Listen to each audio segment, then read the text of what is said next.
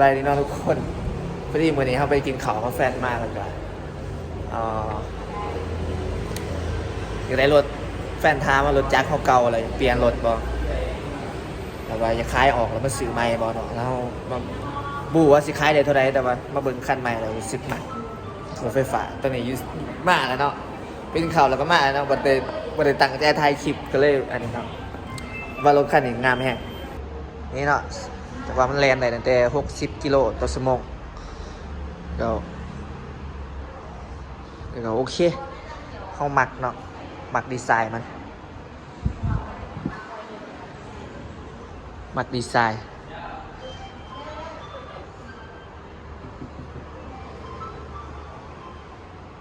โอเค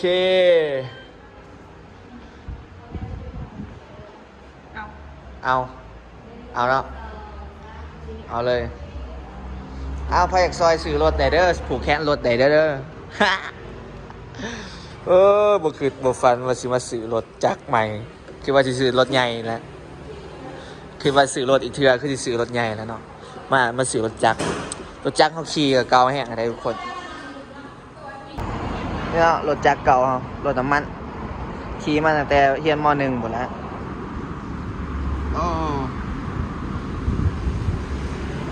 ขั้นนี้เนาะ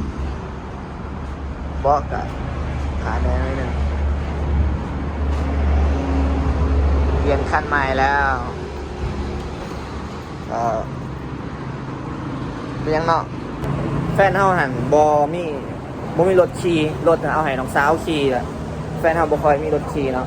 ก็เลยว่าเรียกรถคันเก่าบ่ซีเรียสซะรถคันเก่าอันนี้ราคานี้เฮาออกกันเนาะเนี่ยเสือแฟนขี่นะนี่แหละเพิ่นก็ขี่ได้มีต้นแฟนเขาเนาะมีรถขี่รถจักร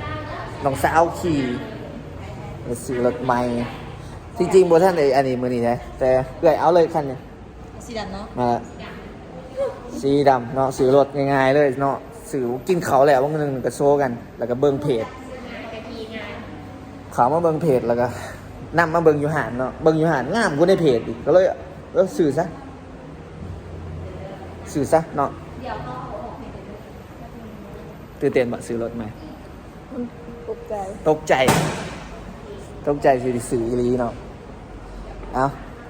รถคันเก่าเขาก็อาจจะขายมือ2มือขายออกได้เท่าไรก็บ่เป็นหยังเนาะมาเติมรถตัวนี้ขี่รถไฟฟ้ากับบ่ได้เติมน้ำมันประหยัดค่าใช้จ่ายไปอีกเนาะก็ไม่ได้รถไม่10ปลายปีแล้วปอมก็อยากเปลี่ยนรถคือกันนะเนาะรถคันนี้ก็ผูกพันกันมันเด้ขี่รถหาเงินนู่นนี่นั่นหาเนาะแต่ขั้นแบบขายได้เท่าไรก็บ่เป็นหยังเนาะ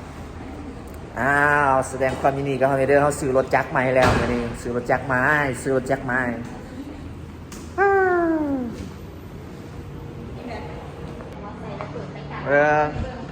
ทางในเบิ่งทางในกว้างใส่พักใส่หยังไปซื้อออกตลาดนี่ไว้แฟนก็คักก็แล้ว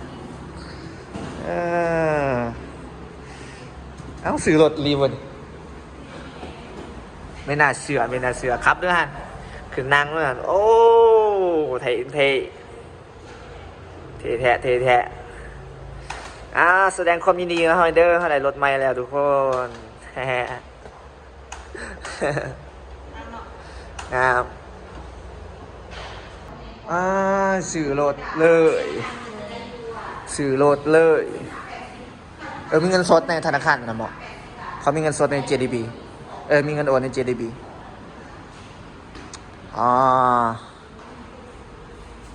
ก็ขึ้นแบบสื่อรถนำว่าจะเป็นรถจักรรถใหญ่แบบคณะหาเงิน2คนเนี่ยคือซื้อโบราณเนาะคือซื้อแบบโบราณเกินไปตัวนี้20 ล้านแบบ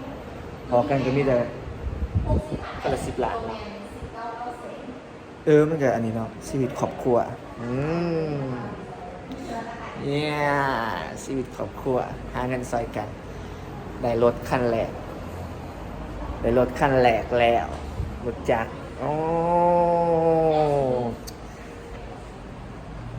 รถเดี๋ยวเบิ่งรถจักรว่าสิได้ขายบ่เนาะเป็นจังไดลองเบิ่งเนาะขายเท่าไรก็บ่ฮู้แล้ว ตัวสื่อและคันนี้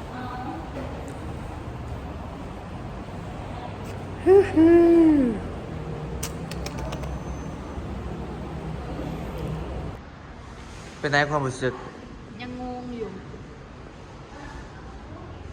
คือสื่อง่ายใช่ไหมเนาะ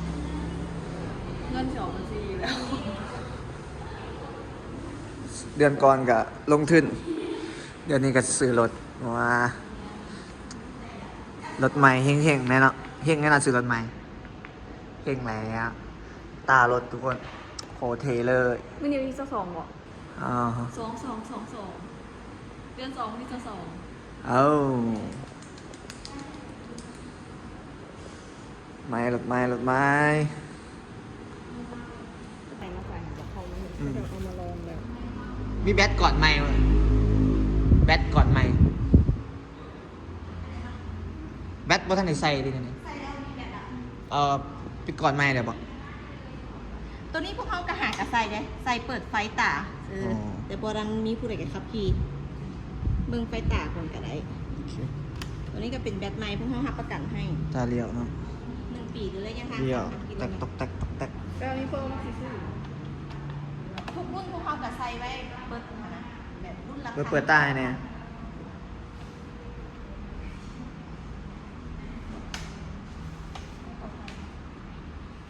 โอ้เท่โคตรเท่ซื้อรถถามว่าเงินหลายบ่ก็ฮึแต่ว่าอยากซื้อ โดยโอเคแล้วของแถมเนาะผาคลุมกันแสง ก็หมวกกันน็อกเอส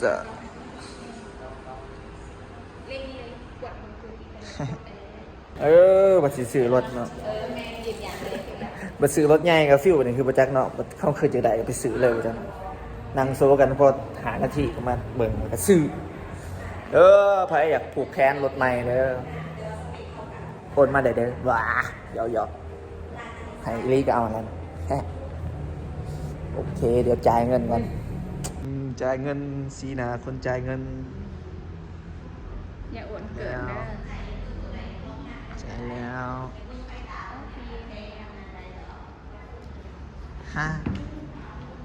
10 ล้าน19 ล้าน9 แสนเนาะ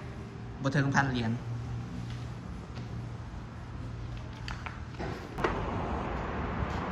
อ้าวใส่ใจ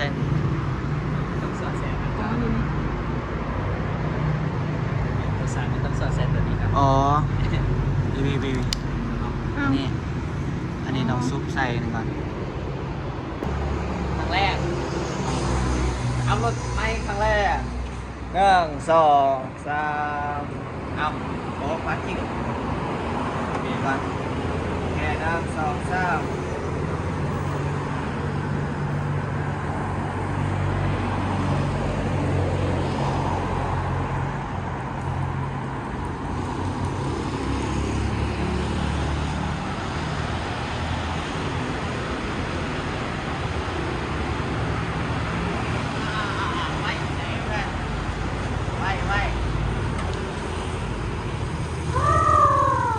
รถไม่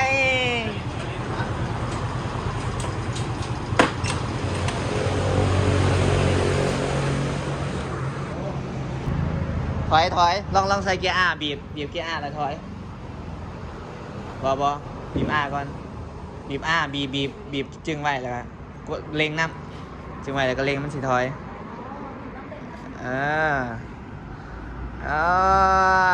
แฟนขับในรถไหมโอ้รถไม้ไปมาทางเก่าเด้อ